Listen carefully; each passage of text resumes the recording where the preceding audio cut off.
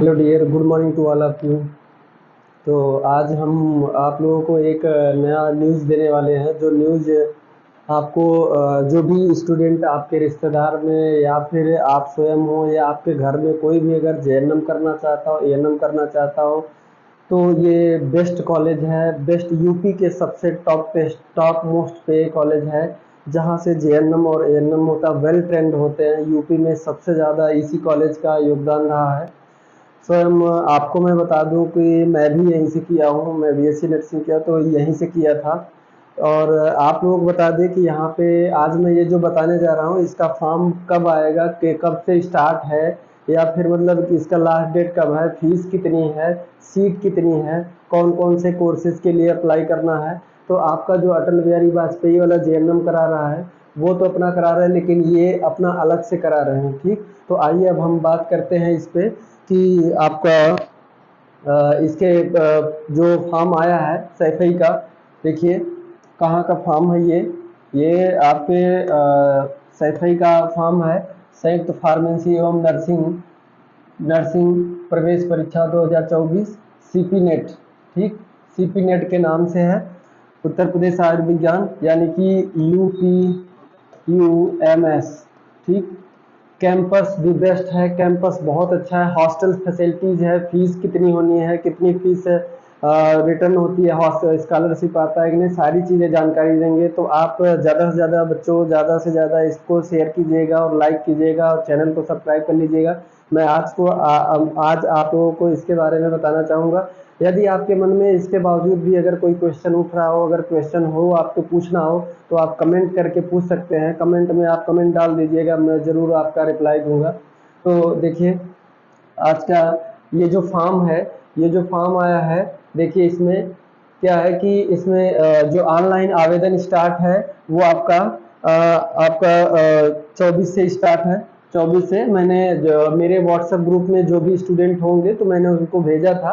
ठीक, कि ये 24 से ऑनलाइन एप्लीकेशन स्टार्ट कब से है। देखिए ऑनलाइन एप्लीकेशन स्टार्ट है आपका 24 से। ठीक, 24 से स्टार्ट है। ठीक, ऑनलाइन आवेदन करने, उसके बाद ऑनलाइन आवेदन करने की अंतिम तिथि ठीक कब से है, 9/7 यानी 9 जुलाई के। बहुत कम समय दिया है, बहुत कम समय दिया है, इसलिए जो भी लोग अप्लाई नहीं कर पाए हैं अप्लाई तुरंत स्टार्ट कर दें और कर लें। ठीक, तो ये रहेगा। और परीक्षा की तिथि अभी बताई नहीं गई है। जब आप फॉर्म भर लेंगे उसके बाद अनाउंसमेंट होगा तो मैं आपको इन्फॉर्म कर दूंगा कि परीक्षा का डेट आ गया है और क्या सिलेबस है, कैसे एग्ज़ाम होगा। तो इसके लिए ठीक, उसके बाद देखिए आपका ये वेबसाइट है, आपका ये वेबसाइट है, इसी वेबसाइट पे जाके आप भर सकते हैं। देखिए ये वेबसाइट है आपका। ठीक, तो डियर स्टूडेंट ये वेबसाइट है। ठीक, इस पे आप जाके आप अपना फॉर्म, या फिर मैं आपको डिस्क्रिप्शन में लिंक डाल दूंगा, डिस्क्रिप्शन में लिंक दे दूंगा, उस लिंक पे क्लिक करके आप डायरेक्ट उस चैनल उस रजिस्ट्रेशन के साइट पे जा सकते हैं, पैनल खुल जाएगा।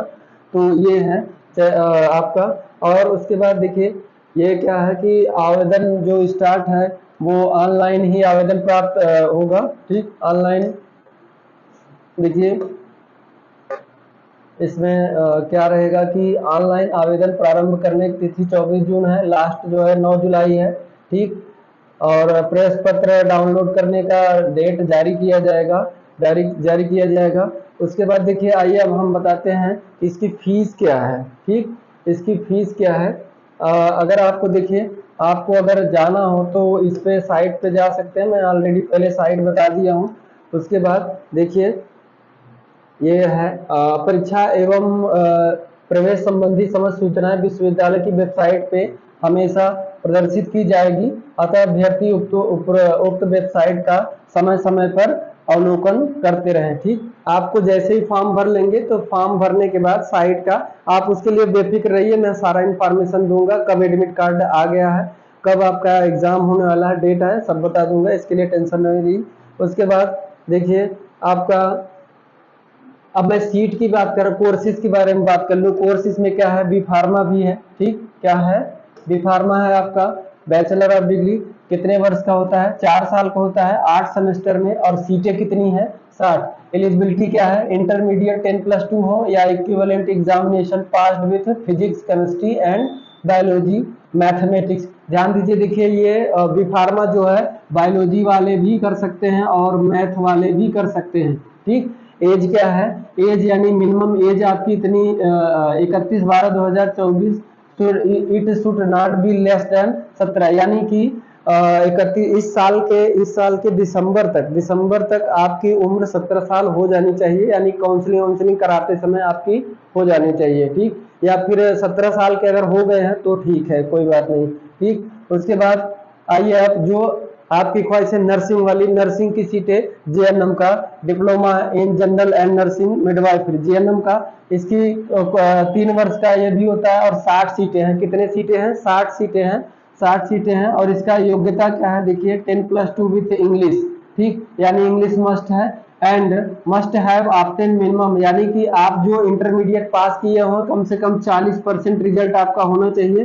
ठीक, qualifying examination and English individually from any recognised board candidate are also eligible. ठीक, open school recognised by state government and, कोई भी किसी भी इंस्टीट्यूट से, आप गवर्नमेंट कॉलेज से चाहे प्राइवेट से, इंग्लिश आपका सब्जेक्ट होना चाहिए, आप 12th पास आउट हो और 40% होना चाहिए। ठीक, तो वो लोग कर सकते हैं। और एक बात चीज ध्यान दीजिएगा, इसमें एक चीज और बताना चाहूंगा कि जेएनएम जो होगा, जेएनएम वो इंग्लिश वाले भी कर सकते हैं, बायो वाले भी और मैथ वाले भी कर सकते हैं। ठीक, देखिए जरूरी एक रोचक बात यह है, देखिए ओपन स्कूल गवर्नमेंट एंड ये है। ठीक, या फिर देखिए आर करके दिया है 10+2 with English having 40% of mark in vocational ANM, यानी कि जो लोग एएनएम कर चुके हैं, एएनएम कर चुके जेएनएम करना चाहते हैं तो वो भी कर सकते हैं। कौन, vocational ANM courses from the school recognised by initial nursing council. ठीक, यानी जो एएनएम किए हैं वो भी जेएनएम कर सकते हैं। ठीक, उसके बाद आपका आगे क्या दिया है कि और क्या क्राइटेरिया दिया है, देखिए ध्यान दीजिएगा, क्राइटेरिया दिया है 10+2 यानी कि 12th पास आउट हो, 40% हो of mark in vocational stream health care services from recognised CBSE board centre, यानी कि सीबीएसई बोर्ड से भी है, और कोई भी स्ट्रीम हेल्थ केयर साइंसेस आपके सब्जेक्ट में कोई एक हेल्थ केयर साइंस होना चाहिए, वो ऐसा सीबीएसई बोर्ड में भी कोर्स होता है, तो उनके लिए भी ये एलिजिबल है। Marksheet vocational stream health care must mention. ठीक, उसके बाद रजिस्टर्ड एएनएम हो, past mark for all.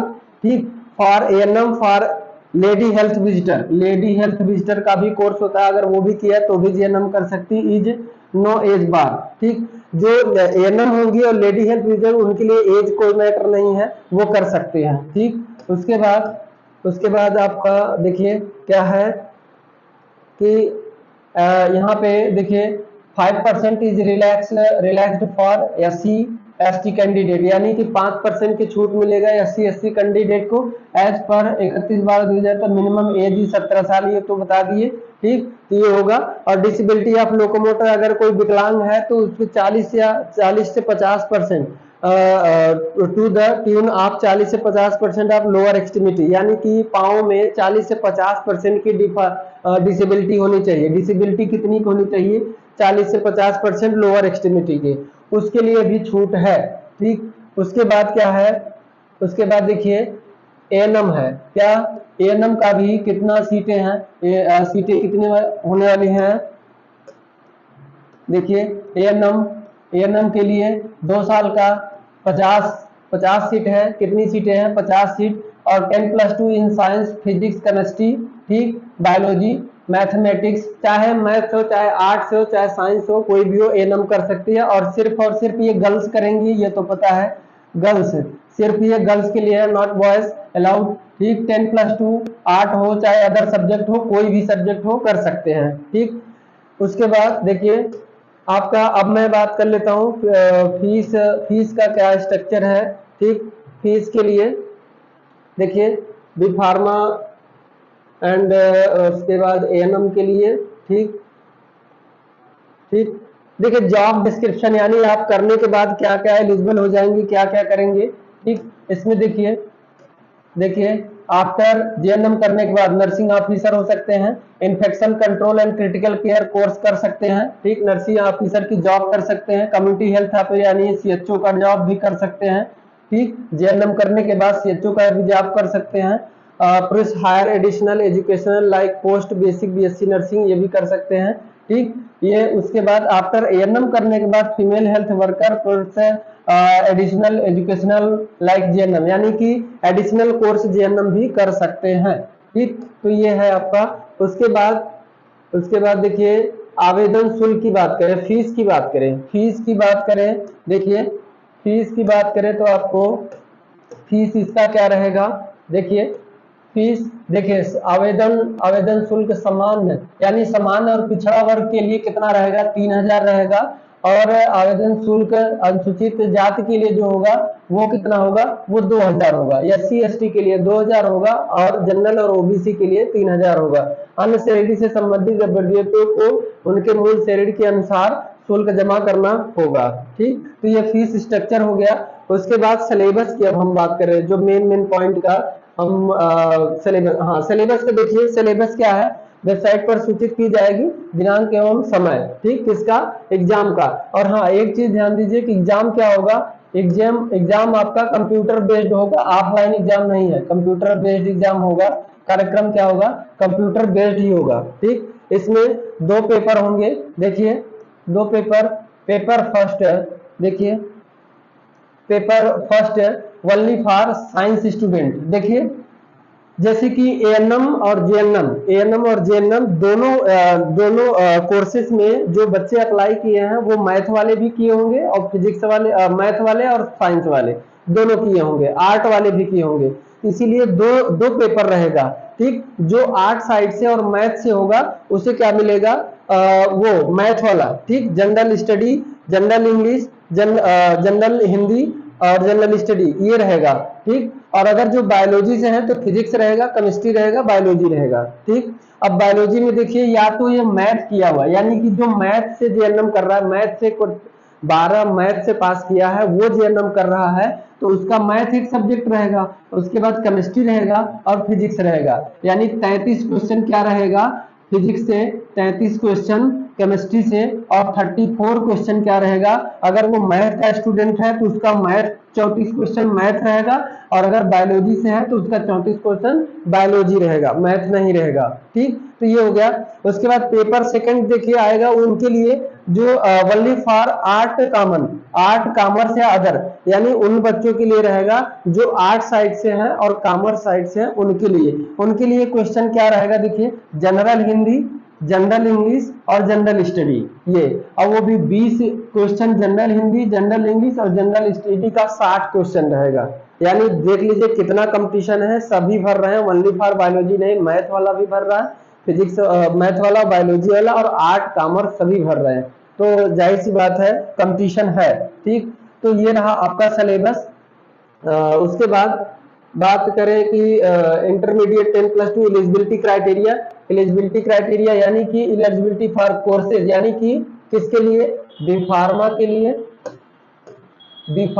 GNM के लिए और एएनएम के लिए क्या रहेगा, इंटरमीडिएट में क्या फिजिक्स, केमिस्ट्री, बायोलॉजी, इंग्लिश, ठीक, ये रहेगा, या फिर इंटरमीडिएट फिजिक्स, केमिस्ट्री, मैथमेटिक्स, ये रहेगा, सभी कर सकते हैं। इतना जो किया है इससे जो पास हुआ है वो बी फार्मा भी कर सकता है, जीएनएम भी कर सकता है, एएनएम भी कर सकता है, ठीक।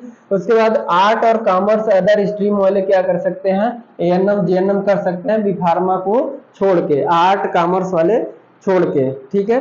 तो स्टूडेंट ये आपका बेसिक नॉलेज था। अगर आपको इसके बावजूद भी कोई नॉलेज चाहिए तो आप कमेंट करके छोड़ दीजिएगा, मैं उसके कमेंट का रिप्लाई दे दूंगा आपको जो भी दिक्कत हो।